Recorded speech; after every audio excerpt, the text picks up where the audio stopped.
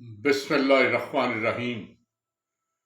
عزیزان من، پروفیسر تنویر صادق اپنے چینل انفوٹیلی سے آپ سے مخاطب ہوں۔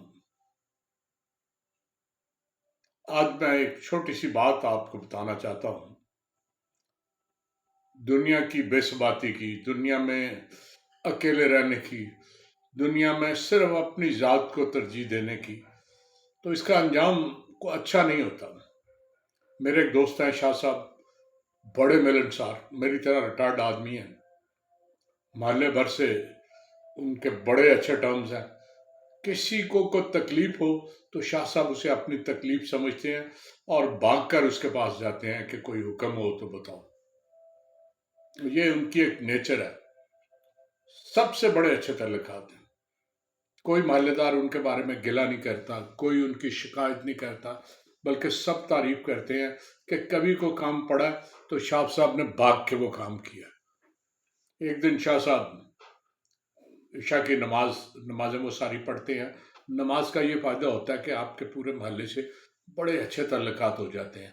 تو شاہ صاحب عشاء کی نماز پڑھ کے آئے تو بیگم نے کہا کہ ساتھ والی ہمسائی میرے پاس آئی تھی، آج زندگی میں پہلی دفعہ میں نے اس کی شکل دیکھی ہے، تو اس نے یہ بتایا کہ اس کا بھائی فوت ہو گیا، تو اب کیا کرنا ہے مجھے نہیں پتا، تو اپنے میاں کو کہیں کچھ میری ہیلپ کر لیں۔ شاہ صاحب کے بالکل ہمسائے میں ایک چودھری صاحب رہتے ہیں۔ چودھری صاحب کبھی بھلے وقتوں میں لندن چلے گئے تھے، ساری عمر لندن رہے، وہیں کام کیا، بڑے پیسے کمائے۔ جب وہ ریٹائر ہوئے تو بچے جوان تھے، انہوں نے کہا کہ چلے اپنے ملک چلتے ہیں۔ بچوں نے انکار کر دیا، انہوں نے کہا نہیں، ہمارا آپ کا کیا تعلق ہے، آپ اپنا جہاں جانا چاہیں جائیں، ہم نے تو جہاں جانا ہے۔ ایک بچہ امریکہ چلا گیا، دوسرا کینیڈا۔ اب بچہ سب بڑے اکیلے تھے، انہیں سمجھ نہیں آ رہی تھی کہ میں کیا کروں۔ وہ انگلینڈ سے پیسے پوسے اپنے اکٹھے کر کے آئے۔ وہ شاہ صاحب کے بالکل ہمسائے میں چودھری صاحب نے ایک مکان خریدا اور بس اس کے اندر اپنے آپ کو قید کر لیا۔ بیوی ان کی انگلینڈ ہی فوت ہو گئی تھی، یہاں آ کے ان کی ایک بہن تھی جو ان سے عمر میں کچھ بڑی تھی، شاید وہ بیوہ تھی، کہیں رہتی تھی، اسے بلا لائے۔ اب دونوں میاں بیوی اور ایک ملازم، باہر کی دنیا سے ان کا کوئی تعلق نہیں تھا۔ حال یہ تھا کہ کسی نے غلطی سے گاڑی ان کی دیوار کے قریب کھڑی کر دی ہے، تو اس پہ باہر نکل کے ایک نوٹس لگا دیتے تھے کہ آئندہ گاڑی آپ کی یہاں کھڑی ہوئی تو ہوا نکال دی جائے گی، یہ کر دیا جائے گا۔ اس طرح کی باتیں ان کی لائف کا معمول تھا۔ تو آج جب فوت ہوئے تو ان کی بہن پہلی دفعہ شاہ صاحب کے گھر آئی اور اس نے کہا کہ مجھے کیا کرنا ہے۔ پوچھا بھائی ہے کہاں؟ کہنے کہ جی بیمار ہو گیا تھا، ہاسپٹل گئے تھے، وہیں اس کی ڈیتھ ہو گئی ہے، اب وہاں سے گھر لانا، اسے دفنانا، یہ انہیں کچھ پتہ نہیں تھا اس خاتون کو۔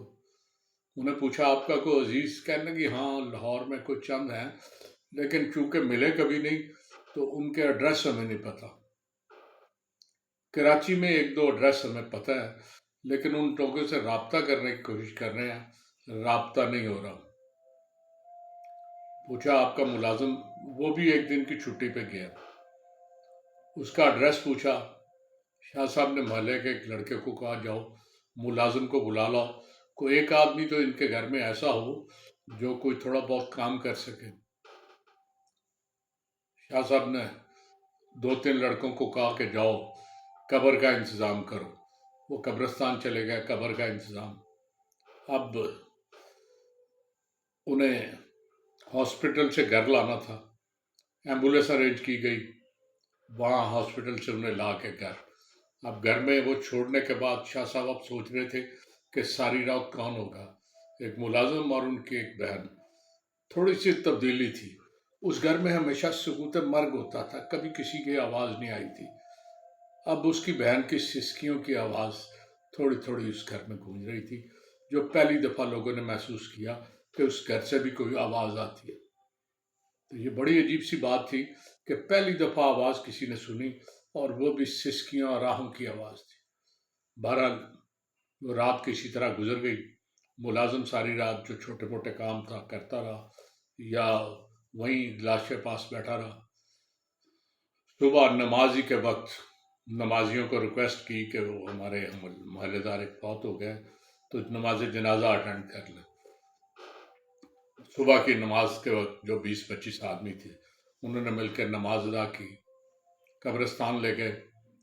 قبرستان جانے کو لیکن صبح صبح کوئی تیار نہیں تھا۔ شاہ صاحب تھے، ان کا ملازم تھا، ایک آدھ شاید اور محلے کا بندہ وہاں تک گیا، وہ بھی تھوڑی دیر میں وہاں سے کھسک گیا۔ اب گورکن تھے، شاہ صاحب تھے اور ملازم تھا۔ بہرحال انہیں دفنایا۔ آ کے ان کی بہن کو کہا کہ اس کے بیٹوں کو، کہتی ہاں ان سے دونوں بیٹوں سے رات میری بات ہوئی تھی، وہ کہتے ہیں ایک تو امریکہ اور کینیڈا دونوں جہاں پہ ہیں وہاں سے یہاں آنا خاصا دشوار کام ہے، اس کے لیے انہیں ٹکٹ لینی ہے، پھر چھٹی لینی ہے، اور پھر جب ٹکٹ کے ڈیٹ ملے گی اس حساب سے وہ چلے بھی تو دفنانے کے وقت وہ نہیں پہنچ سکتے تھے۔ اس لیے انہوں نے کہا تھا کہ ابا جی کو آپ دفن کر دیں، ہمیں جب کبھی فرصت ملے گی یا چھٹی ملے گی ہم چکر لگا لیں گے آپ کے پاس، دیکھ جائیں گے ان کی قبر کہاں ہے اگر کبھی زندگی میں آنا پڑا۔ تو بہرحال شاہ صاحب نے ہمت کی اور ان کی مہربانی تھی جس کی وجہ سے چوئی صاحب کو پوری طرح باعزت انداز میں دفنا دیا گیا۔ لیکن یہ بڑا افسوسناک ہے، پتہ چلا کہ چوئی صاحب ایک معمولی خاندان سے تعلق رکھتے تھے۔ جب یہ باہر گئے تو ان کے پاس پیسہ بہت آ گیا۔ اب جب پیسہ زیادہ آ جائے نا تو جو غریب رشتہ دار ہیں وہ کیڑے مکوڑے نظر آتے ہیں۔ شاہ صاحب کو انہیں ڈر تھا چوئی صاحب کو کہ کسی غریب رشتہ دار اگر اسے ملنے آ گیا تو کوئی پیسے نہ کوئی پیسے مانگ لے تو ان کے پیسوں میں کمی آ جائے گی اور وہ پیسے کسی کو دینا نہیں چاہتے تھے۔ چنانچہ اپنے پیسے کی بچت کے لیے انہوں نے جو قریبی رشتہ دار لاہور میں رہتے تھے انہیں بھی ملنا گوارا نہیں کیا۔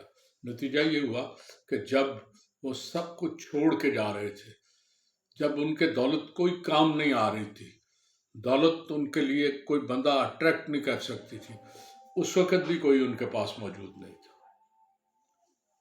اور وہ بڑی بے سر و سامانی کی حالت میں بلکہ لاوارثوں کی طرح سپرد خاک ہوئے۔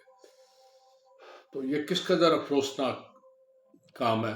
ہم ساری عمر کماتے ہیں، بڑے بڑے گھر تعمیر کرتے ہیں، لمبی لمبی آرام دہ گاڑیاں خریدتے ہیں اور کہ سکون سے رہ سکے، آرام سے رہ سکے، مگر یہ ہوتا نہیں۔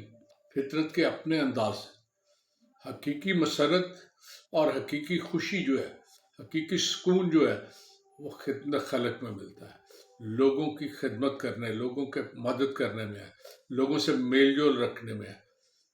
کسی عالم سے کسی نے پوچھا کہ رب العزت کا کیا پیغام ہے؟ جواب ملا، اللہ پر ایمان، رسول کی اطاعت اور خلق کی خدمت۔ یہ ٹوٹل رب کا پیغام ہے۔ کاش چوئی صاحب یہ جان لیتے کہ ان کی موت کے بعد یہ سارا کچھ جو ان کے پاس ہے، بے پناہ دولت، یہ گھر، یہ ان کے کسی کام کا نہیں ہے۔ ان کی بہن جو ان کے ساتھ رہتی تھی، میں سوچ رہا تھا وہ اکیلی کیا کرے گی، پہلے تو 2 بندے تھے، چلیں کسی وقت آپس میں بات غلطی سے ہی ہو جاتی ہو، لیکن اب تو وہ بالکل اکیلی، کسی سے نہ بات نہ کچھ، محلے میں اس کا کوئی تعلق نہیں۔ بہرحال کوشش کریں کہ زندگی میں جو کچھ آپ کے پاس ہے اس میں کچھ حصہ ضرورت مندوں کی نظر کر دیں، ان کی خدمت کریں، لوگوں کی حاجت مندوں پر خرچ کرنے سے آپ کو ان سے تعلقات بھی بنانے پڑتے ہیں، آپ کو باہر نکلنا پڑتا ہے، آپ کو ان کے دکھ درد میں شریک ہونا پڑتا ہے، اور اگر ایسا کرتے رہیں تو آپ اپنی موت کے وقت اکیلے نہیں ہوتے۔